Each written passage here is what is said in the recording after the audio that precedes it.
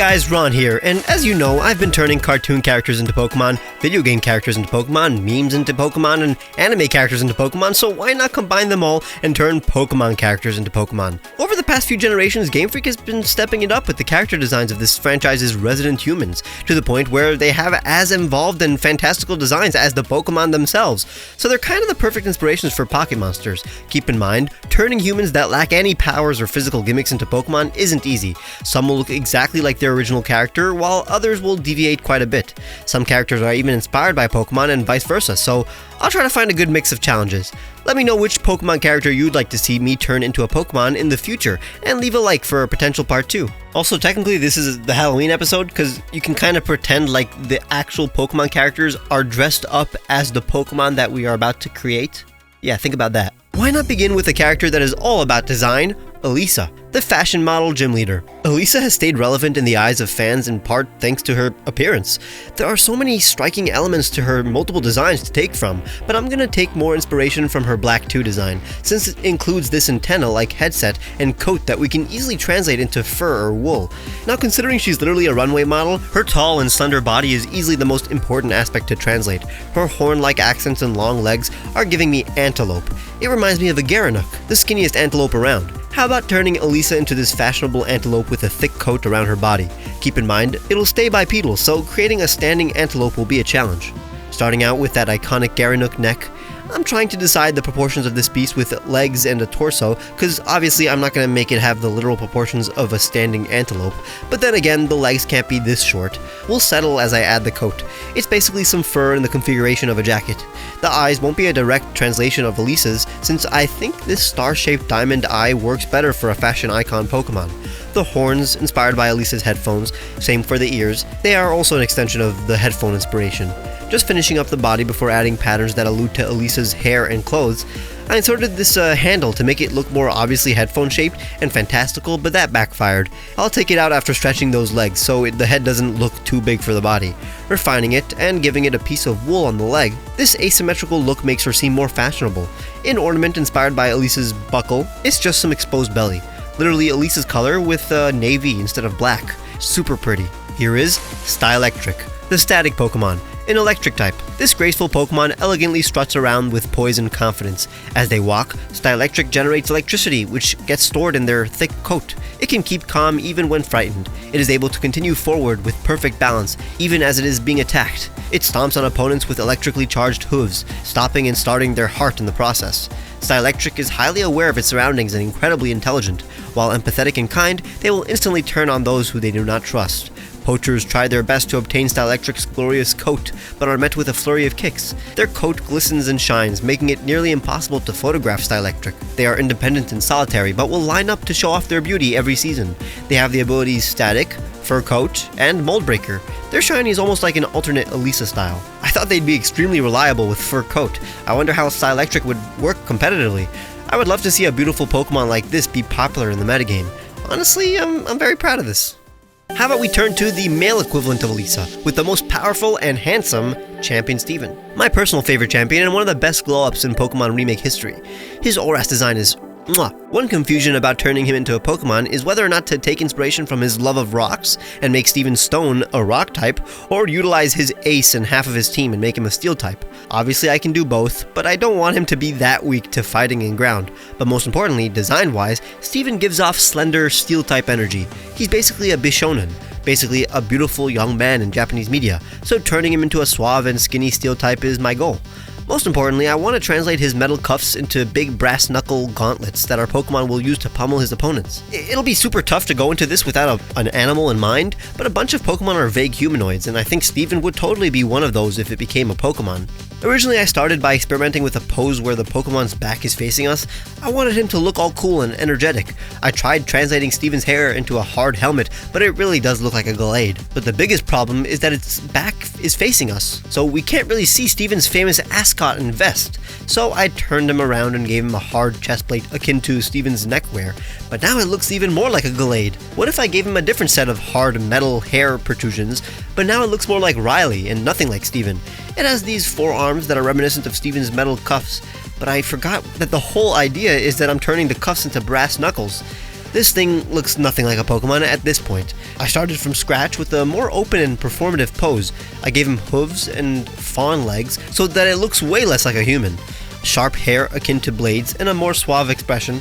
Finally, these big, dangerous-looking fists, refining the design a bit, a lot, actually, before adding Steven's colors. Take a look at Devonair, the brutal Pokemon, a steel fighting type from Devonair, a stylish and charming man, and the Devon Corporation, Steven's father's company. Devonair are a species of Pokemon discovered by the Devon Corporation generations ago.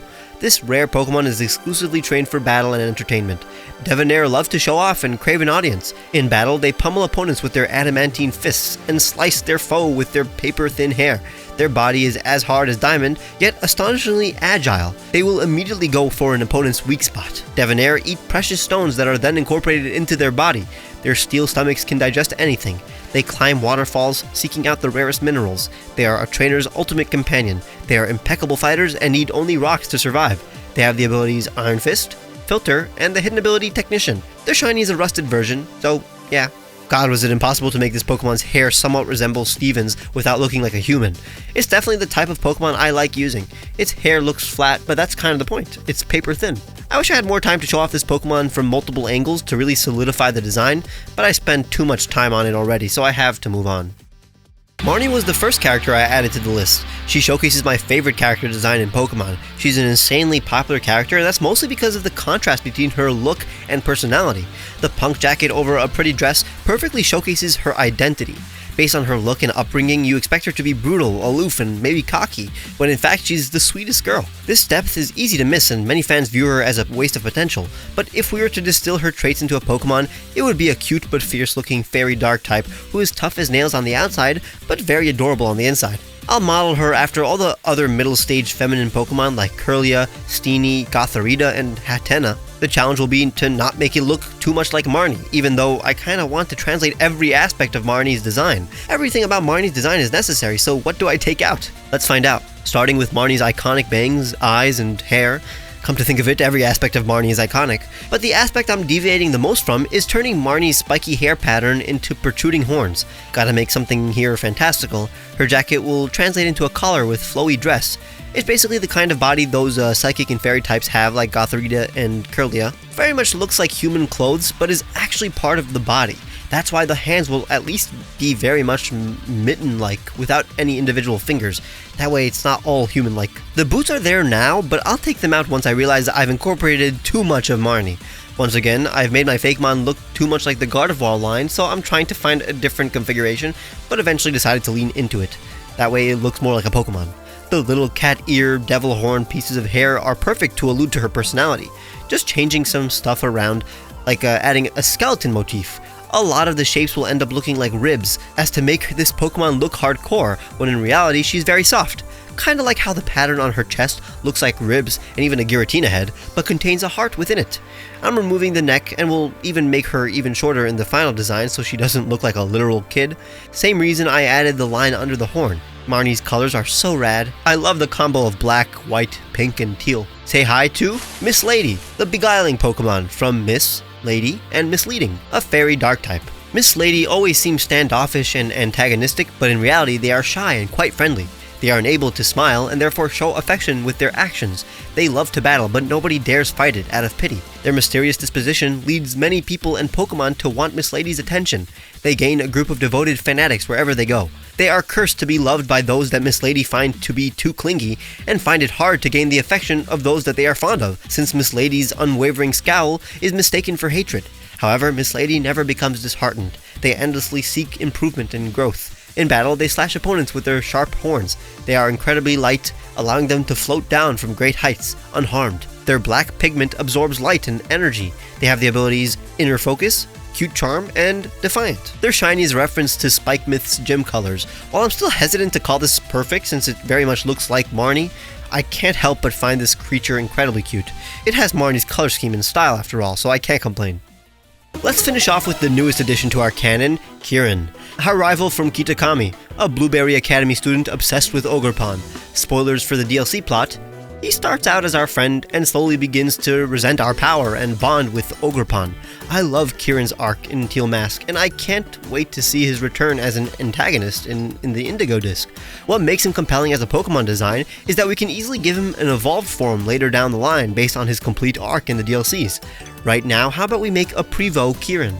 Since he loves ogres, I was thinking of turning him into one, something like an Oni in Japanese mythology, but the problem is that I don't want to make him giant and hulking, and I don't want to make him look like Ogerpon, so how about a horned animal with droopy hair? That's when I got the idea to turn him into the Highland Cattle. But a simple cow isn't a complete Pokemon idea. I need an element and some sort of lore. That's why I'm combining it with a Kelpie. They're these eerie seahorses that can adopt the shape of a human. They usually have long hair, and the name is disputed to have been derived from either the Gaelic words for heifer or colt, so making a cow-based Kelpie isn't that far-fetched. It'll be less monstrous in this form, but will evolve into something bipedal and ogre-like in the future, as a representation of Kieran's descent into madness. At least as a grass type, it'll share a type with Ogerpon. First, we're making Kieran's hair and inserting the face of some goat-like ogre cow, horns instead of Kieran's headband, and a baggy body to look like a sweatshirt. I made the hair look more like kelp, and even a piece of kelp on the neck to look like a necktie. Patterns to make this body look more like sportswear, and some of Ogerpon's thorns. Kieran's white, purple, and yellow with the green and grays thrown in the mix, since navy and red looks out of place. This is Kowlp, the Gloom Pokemon, a grass dark Pokemon from Cow and Kelp. Kowlp live in cold and dank swampy forests. They are able to derive energy from both the sun and mist. Don't let their stature fool you. They are born with the skill and drive to become very powerful. They tend to be hard on themselves, headbutting rocks whenever they do not succeed. They strive to become friends with others, but are too shy and obsessive, leading them to lash out when lonely. They do not take defeat well, and will often continue attacking after battle. Kowlp simply wants to prove themselves to their friends. When showed genuine kindness, Kowlp will give kindness in return. They're able to extend the length of their wooden horn to pierce an enemy.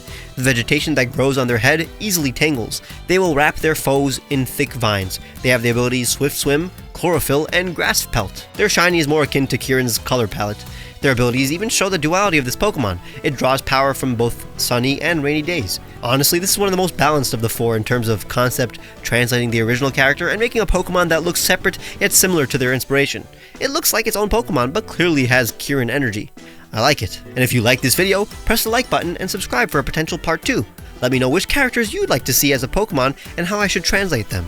Check the description for the music I used, the t-shirts I made for you guys, and my Patreon, where you can get cool rewards like seeing my videos days early, which you can also do by clicking the join button and becoming a member. Make sure to follow me on Twitter, where I show sneak peeks of these designs, and I'll see you guys very soon.